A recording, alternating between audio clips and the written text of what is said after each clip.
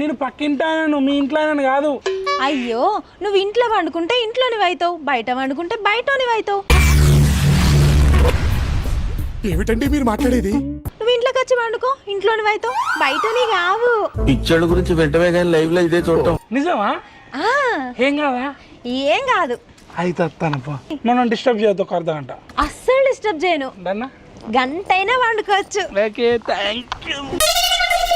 రండి రండి రండి. ఇగో మా ఇంట్లో డబుల్ కాట్ బెడ్, బాత్రూమ్ కూడా ఉన్నది, అట్లా ఏసీ కూడా ఉన్నది. మంచిగా చల్ల చల్లగా వండుకుందరు. కానీ ఏ ఏంటిది మాకేంటిది అంటున్నాను. రండి. అబ్బో లేదండి, నేను మీ ఇంట్లో పడుకోను. అవసరమైతే ఇక్కడ వండుకుంటా, చల్లనే గాలి వస్తుంది కదా. ఇక్కన్నా పిచ్చా నీకేమన్నా?